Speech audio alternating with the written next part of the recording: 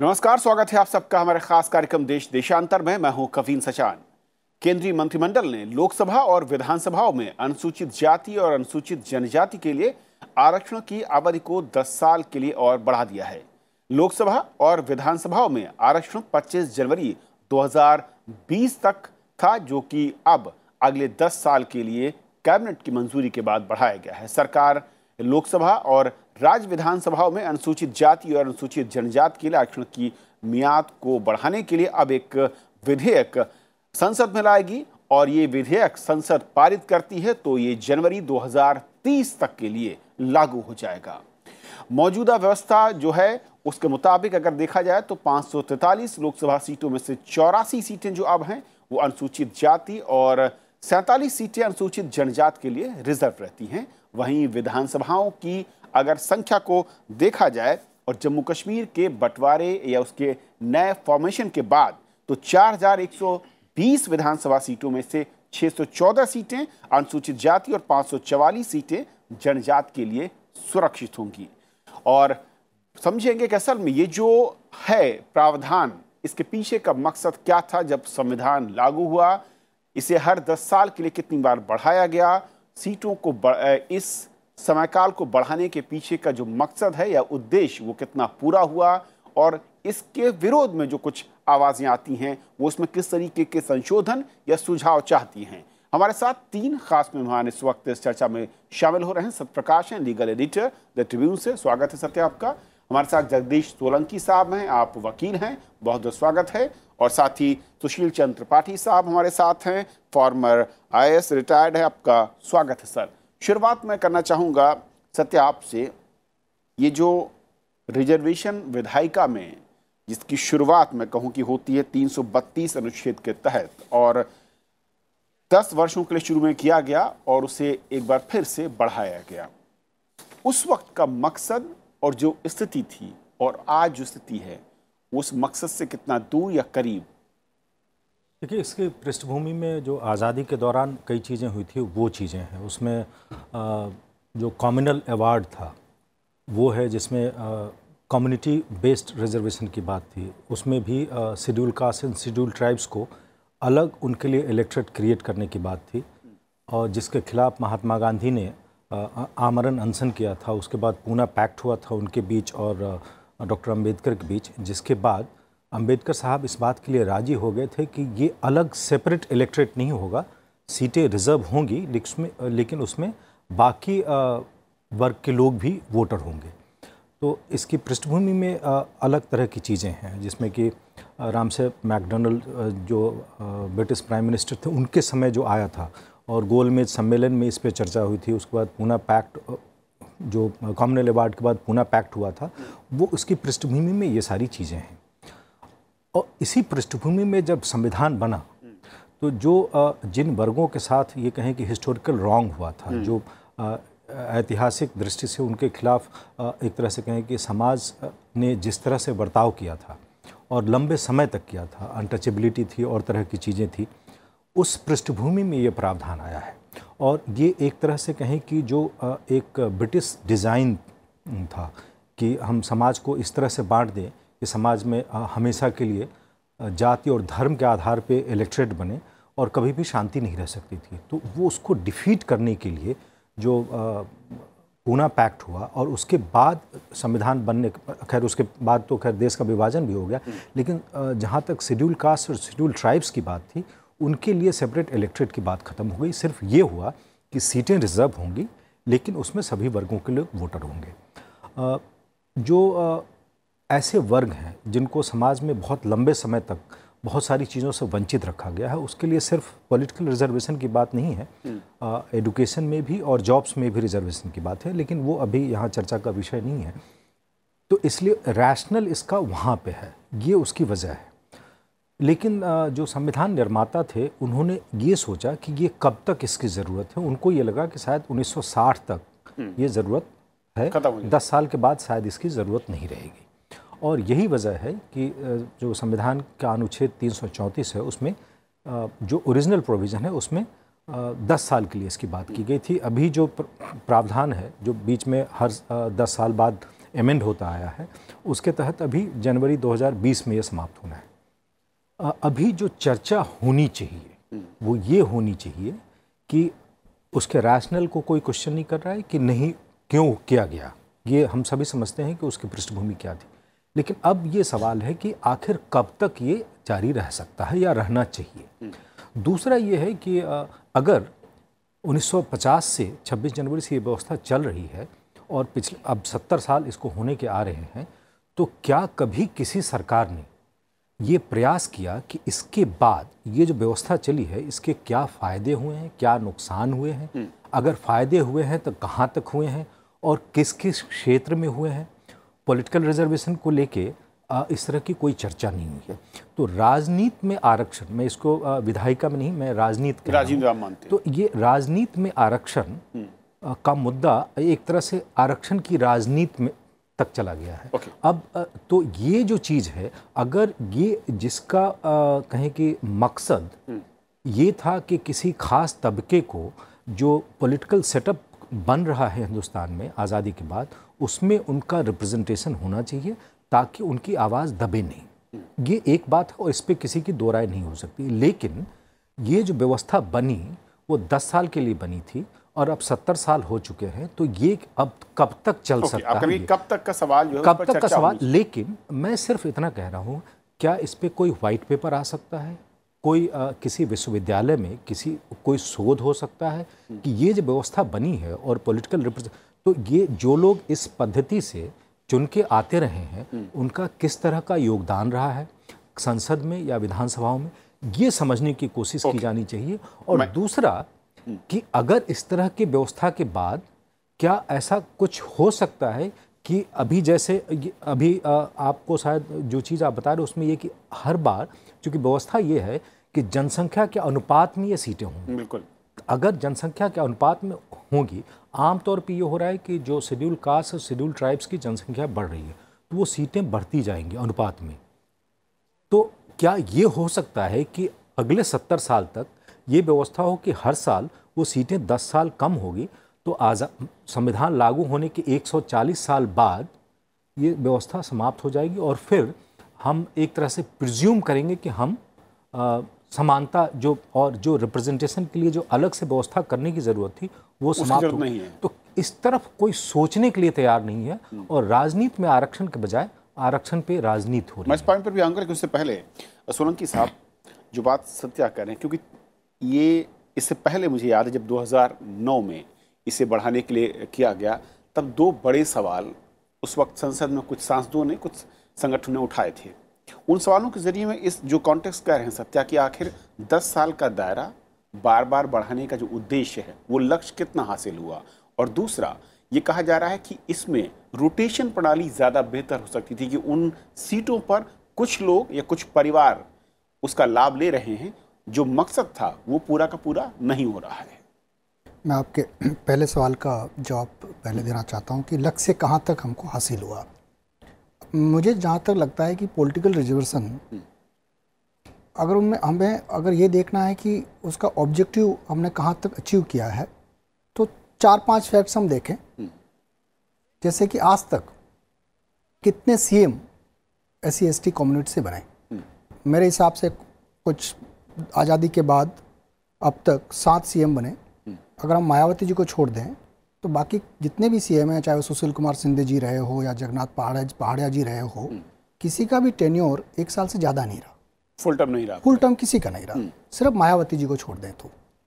जिससे पहला। दूसरा, जितने भी रिजर्व कॉन्स्टिट्यूंसी सीट्स हैं, चाहे असेंबली है या पार्लियामेंट्स की, अगर हम पार्लियामेंट का सीट्स का ब्यौरा देखें 2009 का और 2014 का, तो सिर्फ 3 सीट ऐसी हैं जो जनरल सीट्स थी, बट वहाँ पर कांग्रेस और बीजेपी ने रिजर्व कैटेगरी के कैंडिडेट को टिकट दिया। इसके अलावा किसी और सीट्स पे किसी भी रिजर्व कैटेगरी के कैंडिडेट को टिकट मिला ही नहीं। 3 सीट पे मिला।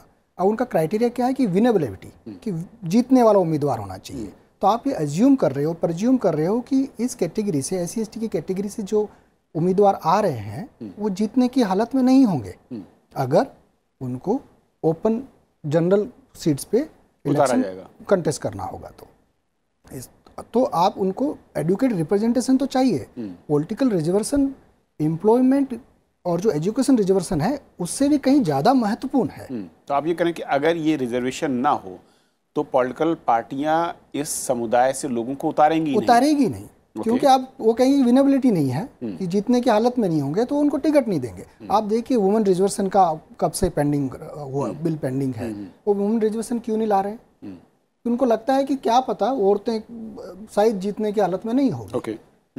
और दूसरा, अब एक और मैं पॉइंट इससे उठाना चाहिए, हिस्टोरिकल जो बात है कि ये पॉलिटिकल रिजर्वेशन जो था वो 1909 में 1909 में इंडियन काउंसिल एक्ट बना था जिसमें मुस्लिम को सेपरेट इलेक्टोरेट का एक्ट पास किया था। उसके बाद 1930 में राउंड टेबल कॉन्फ्रेंस में बी आर अम्बेडकर साहब ने बोला कि SC/ST को भी सेपरेट इलेक्टोरेट का प्रतिनिधित्व मिलना चाहिए।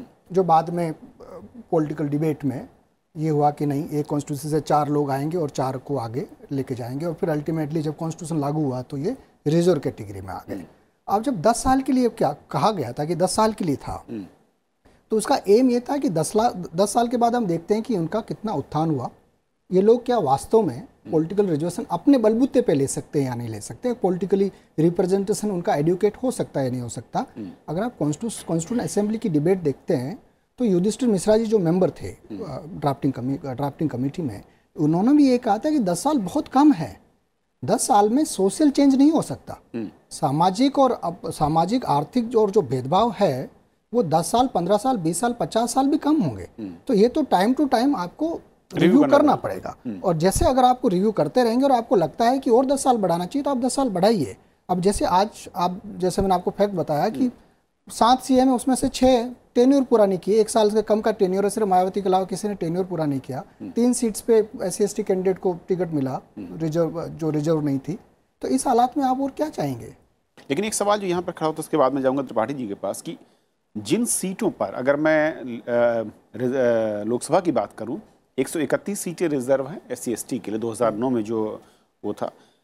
सवाल ये कि क्या जो लोग उन सीटों पर लड़े या जो जीते उनके जरिए उस समाज का उत्थान हुआ, लक्ष्य की तरफ बढ़े, या वो व्यक्ति या परिवार तक सीमित रहा? क्योंकि इसके पीछे तर्क इसके विरोध में दिया जाता है कि वो सिर्फ उन लोगों तक सीमित रहता है तो रिजर्वेशन का जो मकसद उस समाज को बराबरी पर सामाजिक तौर पर लाने का था वो पूरा नहीं होता है। इसके दोनों पक्ष हैं। या बात कुछ हद तक ये बात बिल्कुल सही है कि जिन जो इस SC/ST कम्युनिटी से जो जीत कर आए या जो मिनिस्टर बने या अच्छी उच्च पदों पर बैठे, कुछ लोगों ने इस समाज का भला नहीं किया और कुछ लोगों ने वास्तव में काम किया है। आज की मैं बात करूं तो काफ़ी लोग हैं जो अभी जो मोदी गवर्नमेंट में जो मिनिस्टर हैं और जैसे SC/ST कम्युनिटी से आते हैं वो अच्छा काम कर रहे हैं, और पिछली सरकारों में भी किया है। बट सारे लोग ऐसे हैं ऐसा जरूरी नहीं है। और ये सिर्फ इसी कम्युनिटी में नहीं है, SC/ST कम्युनिटी के लोग जो है वही सिर्फ समाज का भला नहीं कर रहे हैं, ये सब में है। कुछ लोग करते हैं, कुछ लोग नहीं करते हैं। ओके त्रिपाठी जी, अब मैं आपके पास आता हूँ कि असल में जो दोनों पैनलिस्ट कह रहे हैं और जो आज कैबिनेट में मोहर लगाई, और मैं कहूँ कि एक 2009 में जैसा हुआ था ठीक उसी तरीके से 2019 में अगले 10 साल के लिए इसे बढ़ाया जा रहा है। हालांकि संसद इसे पारित करेगी एक विधेयक के जरिए, उस पर मंजूरी देगी, वो एक फाइनल प्रक्रिया होगी। लेकिन उससे पहले जो लक्ष्य है और जो ये रिजर्वेशन का 10 साल के क्लॉज था शुरुआत में, और उसको हम जब 70 साल तक पहुंचा चुके हैं, क्या आपको लगता है कि इसकी ज़रूरत आज के दौर में ज़्यादा है? मैं इसलिए कह रहा हूं क्योंकि जैसा सोलंकी साहब कह रहे हैं कि अगर रिजर्वेशन ना हो तो इस समुदाय से लोगों को राजनीतिक पार्टियां मैदान में उतारने को तैयार ही नहीं होंगी। अदर देन जो अनरिजर्व सीटें वहां पर केवल 3 कैंडिडेट पार्टियों ने उतारे, तो इसलिए फिर ये ज़रूरी है कि ये लागू रहना चाहिए।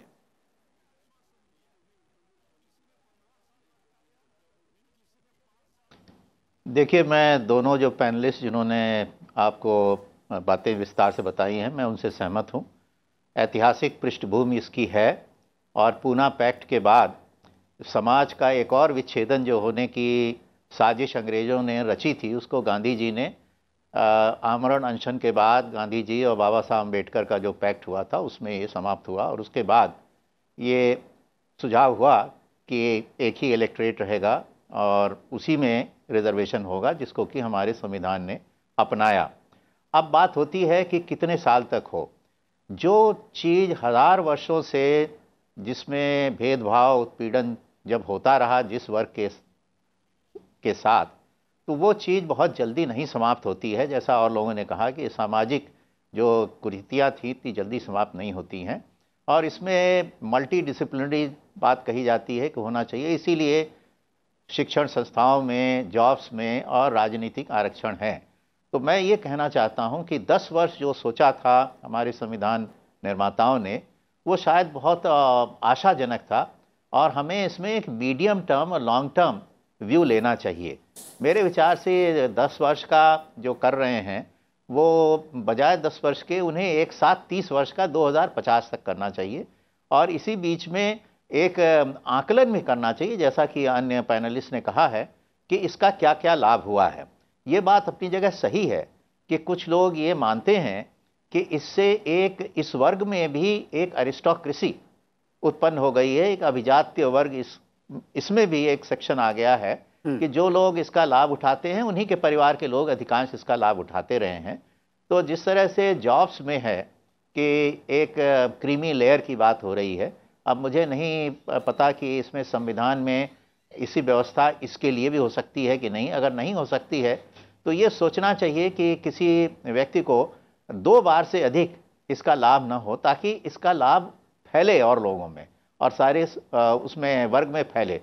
दूसरी बात मैं ये कहना चाहता हूँ कि आज का युग बहुत बदल गया है, और केवल आरक्षण से ही हम पूरी समस्या का समाधान नहीं कर सकते हैं। आज के युग में आर्थिक विकास जब होता है तो सामाजिक स्टेटस और अन्य चीज़ें उसके साथ आती हैं। इसलिए हमें ये भी ध्यान देना चाहिए, जो शायद सरकारें करती हैं लेकिन उतना नहीं कर पा रही हैं, जब इसका मूल्यांकन आकलन करेंगे तब उस पर ज़्यादा ध्यान होगा कि इस वर्ग के लोगों को शिक्षा, स्किल डेवलपमेंट और एक्सेस टू क्रेडिट, ऋण दे करके अपने पैर पर खड़ा होकर के व्यवसाय करने की भी पूरी व्यवस्था करनी चाहिए, क्योंकि आगे चल के सरकार में अधिक नौकरियां नहीं रहेंगी जी। और जैसी कि हमारी आर्थिक व्यवस्था बढ़ रही है उसको देखते हुए ये करना बहुत आवश्यक है। जब ये सब करें और एक मीडियम टर्म प्लान बनावें, उसके अंतर्गत हम चाहे 5-5 साल 10 साल रिव्यू करते रहें, लेकिन इसमें कोई अड़चन नहीं होनी चाहिए कि हम एक मीडियम टर्म इसमें व्यवस्था कर लें, और बजाय 10 साल करने के, क्योंकि मुझे याद है, शायद आप लोगों को ना याद हो, कि सन 1979 में जब चरण सिंह जी की सरकार थी, वो प्रधानमंत्री थे, तो एक आशंका हो रही थी कि पता नहीं 26 जनवरी 1980 को ये व्यवस्था समाप्त हो जाएगी और ये सरकार इस अपना वो विश्वास मत भी खो चुकी है, पार्लियामेंट नहीं है, इलेक्शन टाइम पर होंगे कि नहीं होंगे, अगर नहीं हो पाएंगे तो फिर ये जो समाप्त हो जाएगा उसके बाद कैसे आगे बढ़ेगा। तो इस तरह की आशंका भी नहीं होनी चाहिए। एक मध्यकालीन इसकी व्यवस्था हमें बनानी चाहिए। एक सर मैं सवाल था जो आपने अभिजात वर्ग के लिए कहा, क्रीमी लेयर, राजनीति में खासतौर पर, लेकिन अभिजात वर्ग राजनीति में सभी वर्गों में देखता है, वो किसी भी क्लास का हो, तो क्या आप ये कहेंगे या सहमत हैं कि उस अभिजात वर्ग के लिए सबके लिए होना चाहिए, सिर्फ SC ST या OBC या किसी एक क्राइटेरिया में उसको फिक्स ना करें? नहीं, सबके लिए होना चाहिए। हाँ, लेकिन वो होना चाहिए, लेकिन बाकी रिजर्वेशन में नहीं है, तो वो कैसे संविधान में आ सकता है मैं नहीं जानता, क्योंकि यहाँ एक रिजर्वेशन की पद्धति से आते हैं, तो इसलिए मैं कह रहा हूँ। वैसे अब जो प्रिंसिपल है वो सबके लिए अप्लाई करता है, लेकिन चूंकि यहाँ एक रिजर्वेशन के माध्यम से आ रहे हैं, इसलिए मैं कह रहा हूँ कि इसका एक उदाहरण है कि बाकी जैसे उसमें हम जॉब्स में कह रहे हैं कि एक क्रीमी लेयर है, तो इसमें कोई क्रीमी लेयर का सिद्धांत जो है इसमें इलेक्शन में नहीं आ पाएगा, क्योंकि ऐसी कोई व्यवस्था नहीं है। तो ये हो सकता है कि 2 बार आप इसका लाभ ले सकें, चाहे विधानसभा में 2 बार ले सकें, क्योंकि अलग अलग अनुच्छेद हैं, 330 और 332 है, तो 2 बार विधानसभा में ले सकते हैं, 2 बार आप लोकसभा में ले सकते हैं, तो वो काफ़ी समय हो जाता है और एक रीजनेबल बात भी होगी, उस पर एक विचार करने की चीज़ है। चलिए, एक और जो बड़ा सवाल, जब 2009 की मैं डिबेट को देख रहा था, उसमें सुझाव के तौर पर था सत्या, उसमें 2 और चीज़ें थी, वो उनको भी समझना चाहूँगा। कि पहली चीज़ उस वक्त ये कही जा रही थी कि किसी एक सीट को लगातार 30, 40 या 50 साल या 60 साल के लिए जब रिजर्व कैटेगरी में रख देते हैं, तो उससे 2 चीज़ों का नुकसान हो रहा है। एक इक्वलिटी का, जो उस सीट पर एक जनरल शख्स है वो चुनाव लड़ने से वंचित रह रहा है, उसके अधिकार का क्या होगा। इसके लिए कहा गया था कि रोटेशन सिस्टम को अपनाया जाए। क्या ये दोनों क्लॉज आपको लगता है कि वाकई जो उसके पीछे के तर्क हैं वो दमदार और संवैधानिक तौर पर इनकी वैधता या इनका वजन कितना है? देखिए, उसके काउंटर में ये भी तर्क है कि मान लीजिए कि मैं शेड्यूल कास्ट कैंडिडेट हूँ और ये एक रिजर्व कॉन्स्टिट्यूंसी है जहाँ से मैं चुनाव लड़ रहा हूँ। मैंने अपनी कॉन्स्टिट्यूंसी को नर्चर किया है, मैंने वहाँ काम किया है। इस बार मैं यहाँ से जीत गया हूँ, अगली बार आप मुझे कहें कि आप कहीं और चले जाइए, तो इसका एक दूसरा पहलू भी है जिस पे भी विचार करना चाहिए। तो उसमें ये हो सकता है कि एक के बजाय 2 या 3 टर्म तक रिजर्व रहने के बाद कॉन्स्टिट्यूंसी बदली जा सकती है, इस तरह की चीज़ हो सकती है। लेकिन ये सब जो मुद्दा है उसमें ये सारी चीज़ें बहुत छोटी चीज़ें हैं। जो असली चीज़ है वो ये है कि समाज का एक तबका है जिसके साथ बहुत लंबे समय तक भेदभाव हुआ है, इसलिए उनको शिक्षा में, सरकारी नौकरियों में और राजनीतिक संस्थाओं में, मैं संसद और विधानसभाओं की बात कर रहा हूँ, उनमें उनको आरक्षण मिलना चाहिए, उनका प्रतिनिधित्व होना चाहिए, ताकि जो डिसीजन मेकिंग प्रोसेस है उसमें वो सही जगह पे हों। लेकिन ये जो व्यवस्था है जिसमें हम चाहते हैं कि इन सब चीज़ों में उनकी भागीदारी हो, और एक तरह से कहें कि मैं अगर सही शब्द इस्तेमाल कर रहा हूँ तो एक बैसाखी हमने उनको दी है, ताकि अगर कोई किसी तरह की डिसेबिलिटी है फॉर वट एवर रीजन्स, तो वो उनको हम वहाँ तक लेके आए। लेकिन ये कब तक चलेगा ये सवाल है। और फिर मैं वापस आ रहा हूँ कि इस पे एक श्वेत पत्र जारी होना चाहिए, इसका अध्ययन होना चाहिए कि पिछले 7 दशक में, और ये व्यवस्था 10 साल के लिए और बढ़ रही है, तो 8 दशक में इसका क्या लाभ हुआ है, क्या हानि हुई है, और उसके बाद लाभ और हानि का विश्लेषण करके उसके बाद हम कब तक इसको जारी रखें ये विचार करें। दूसरी चीज़ कि जो अभी जितनी भी चर्चाएं हो रही हैं उसमें जो मूल प्रश्न है वो यही है कि कब तक जारी रख सकते हैं। कब तक जारी रखने में जो लोग इस व्यवस्था से जो लोग फ़ायदा उठा रहे हैं, आपको एक उदाहरण दूंगा, और ये चीज़ मैं सिर्फ SC ST कम्युनिटी के जो लीडर्स आ रहे हैं उनके लिए नहीं, माइनॉरिटी कम्युनिटी के लीडर्स के लिए भी कह रहा हूँ। प्रेसिडेंट ओबामा एक ब्लैक और एक जो माइग्रेंट कोई अफ्रीका से गया था उनके पुत्र थे, लेकिन उन्होंने अपने आप को अमेरिकन्स का लीडर के रूप में प्रोजेक्ट किया। He said I represent America, और ये उन्होंने एक ब्लैक होते हुए भी उन्होंने कहा कि मैं पूरे अमेरिका का प्रतिनिधि हूँ, और उसके नेता के रूप में अपने आप को प्रोजेक्ट किया। उन्होंने सिर्फ ब्लैक्स की बात नहीं की। मैं ये कह रहा हूँ, क्या ये संभव है आज़ादी के इतने साल बाद कि कोई शेड्यूल कास्ट का लीडर या शेड्यूल ट्राइब्स का लीडर या कोई माइनॉरिटी लीडर, इस तरह के लीडर में मैं जॉर्ज फर्नांडिस का बहुत बड़ा फ़ैन हूँ कि माइनॉरिटी कम्युनिटी से, लेकिन उन्होंने कभी भी कहीं भी अपने आप को माइनॉरिटी कम्युनिटी के लीडर के रूप में प्रोजेक्ट नहीं किया। वो हिंदुस्तान के लीडर और ये जो मजदूर वर्ग के लीडर्स के रूप में अपने आप को ट्रेड यूनियन लीडर के रूप में प्रोजेक्ट किया।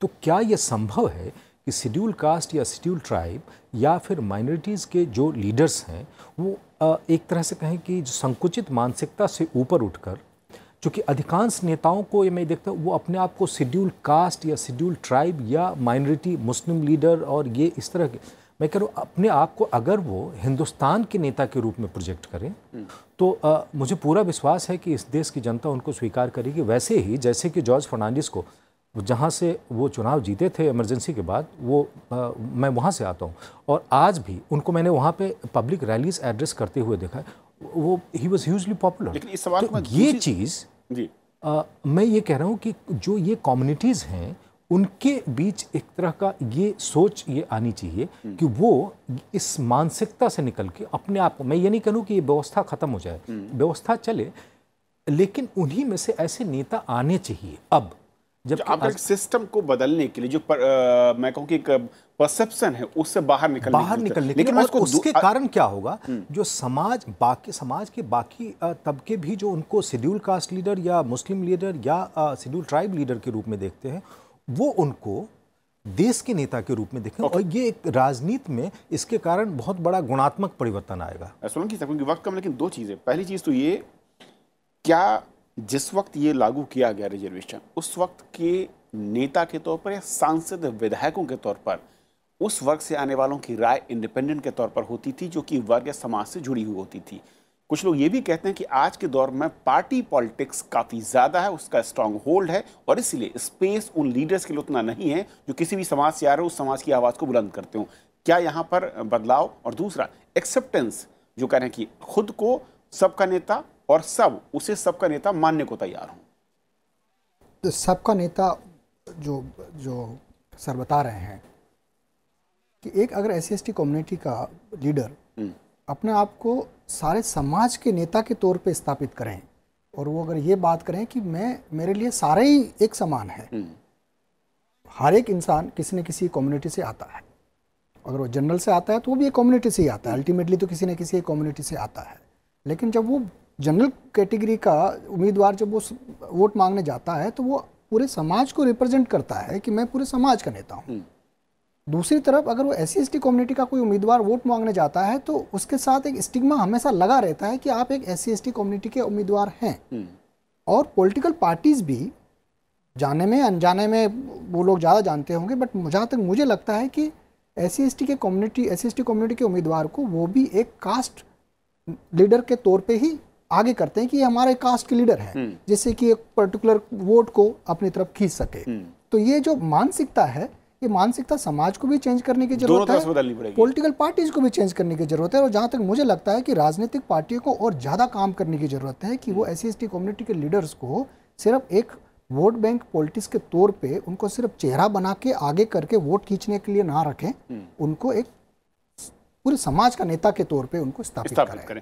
त्रिपाठी साहब, एक आखिरी कमेंट मैं चाहूंगा आपका, क्योंकि जो एक बड़ा सवाल उठता है कि कब तक, और जो मकसद था, मकसद को हासिल करने के लिए हम भले ही उससे कितना दूर है कितना पास है, एक अलग बहस है, उस पर एक अध्ययन हो, चर्चा हो, पेपर वाइट पेपर है, वो अलग चीजें हैं, लेकिन उस मकसद के करीब जाने के लिए जरूरी है कि एक्सेप्टेंस पार्टियों के स्तर पर उन नेताओं को जनरल नेता की तरह और नेताओं को भी उस समाज से जो आ रहे हैं उनको भी एक जनरल लीडर के तौर पर खुद को पेश करना होगा।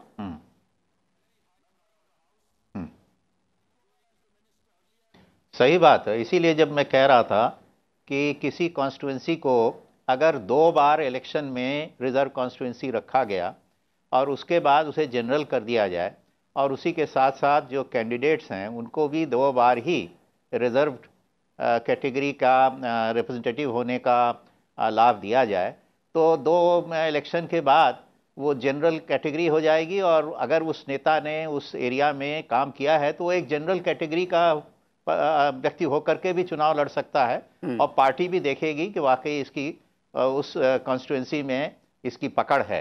क्योंकि अभी जैसा अन्य पैनलिस्ट ने कहा, ये सेक्शन को भी एक वोट बैंक की तरह माना जाता है, जैसे कि माइनॉरिटी कम्युनिटी में वोट बैंक माना जाता है, उसी तरह यहाँ भी वोट बैंक की तरह ये चलता जा रहा है। तो इसलिए इनको प्रोजेक्ट करना चाहिए कि ये सारी कम्युनिटी के लीडर हैं और इसमें एक इंस्टीट्यूशनल अरेंजमेंट यही हो सकता है अगर इस पर ध्यान दिया जाए।